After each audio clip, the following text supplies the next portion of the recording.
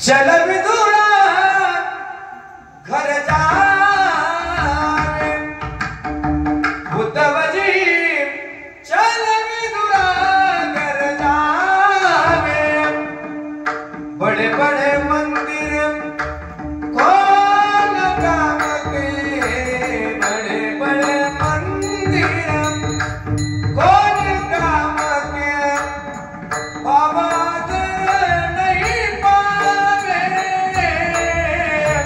चल विदुरा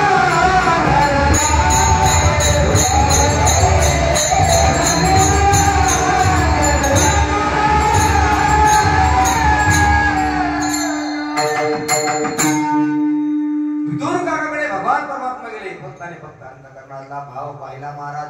देवाला भाव लागतो. देव तुमच्या धनजोडीला विचारत नाही. देव तुमच्या मान जोडीला विचारत नाही. तुमच्याकडे किती धन आहे देवाला त्याची काहीच गरज नाही महाराज. कारण जे धन आपल्याकडे आहे ते धन कुणापासून? लक्ष्मीपासून. मग ती लक्ष्मी भगवान परमात्म्याचे पाय चेपते महाराज. ती पाय धुवायच्या दैवापात्र झाली. कोण? लक्ष्मी. जिच्याकरता आपण शांत पडतोय, कीर्तनकार कीर्तन करतोय, गायक गातात, वादक करतो ती लक्ष्मी करता.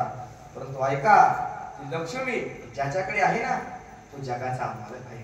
म्हणून देवाला तुमची धनजोडी लागत नाही. जर धनाच्या अभिलाषा जर देवाला असते तर देवाला अंबानी, अदानी, टाटा बिर्ला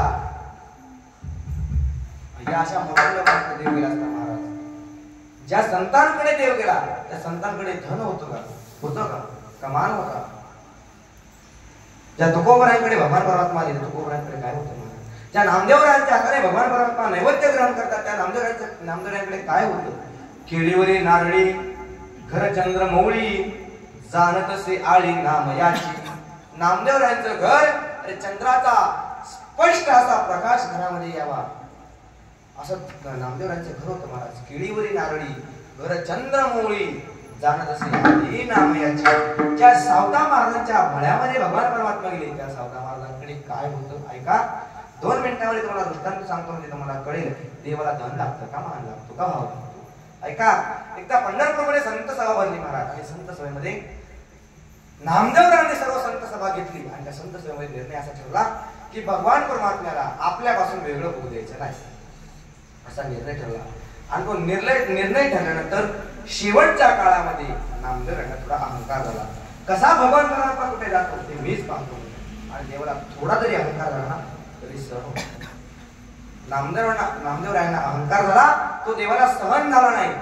भगवान परमात्म्याने विठीवरून उडी टाकली. भगवान परमात्मा अरणवेंदीच्या दिशेने निघाले. अरणवेंदी गावच्या दिशेने निघाले आणि यांचं तर असं ठरलं होतं आपल्यापासून देवाला वेगळं बोलायचं नाही. सर्व संत मिळून भगवान परमात्म्याच्या मंदिरामध्ये आले. रावळामध्ये भगवान परमात्म्याच्या रावळामध्ये आले. रावळात पाहतात तर देव कुठे? रावळात देव नाही. विटेवरून देवाने उडी टाकली आणि देव अरणवेंदीच्या दिशेने निघाले. अरणवेंदीमध्ये गावामध्ये देव पोहोचले महाराज. भगवान परमात्मा अरणवेंदीमध्ये पोहोचले. अरणवेंदीमध्ये पोहोचले सावता महाराजांच्या मळ्यामध्ये पोहोचले आणि सावता महाराजांना देव म्हणतात, हे सावत्या, अरे माझ्या मागे असे काही चोर लागले आहेत की माझा पाठला करतात, मला कुठेतरी लपायला जागा दे. असं म्हटल्यानंतर महाराज सावता महाराजांना माहित होतं आता जर संधी हुकली तर परत 5 वर्ष मुख्यमंत्री ही शेवटची संधी. आता काय एकदा भगवान परमात्मा आपली परीक्षा पाहतात. देव माझी परीक्षा पाहतोय. एकदा ही संधी गेली तर परत संधी नाही महाराज. सावता महाराजांनी ते जाणून घेतलं. सावता महाराजांनी भगवान परमात्मा भाव जाणला. नेमकं भगवान परमात्मा नेमके म्हणतोय कशासाठी की माझ्या मागे चोर लागले. अरे हा पुराण प्रसिद्ध चोर आहे महाराज. हा जगात दुसरा चोर कोणताच नाही. ऐसा पुराण प्रसिद्ध चोर नामयाचा तुझुभार.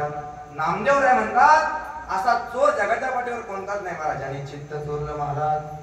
चित्त चोरीले नंदाच्या नंदने तुका म्हणे गरुड ध्वजे सावळे रूपणे चोरटे चित्ताचे.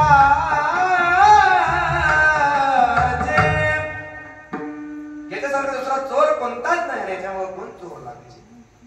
सावता महाराज जर म्हणत होते ना, जा इकडे उसाचे शेत आहे तिथे जाऊन लपा, इकडे डाळिंबाचे बाग आहे तिथे जाऊन लपा, समोर केळीचं शेत आहे त्या केळीच्या बागेमध्ये जाऊन लपा, असं जर सावता महाराज म्हणत होते तर सावता महाराज देखील अहंकार उघडा झाला असता.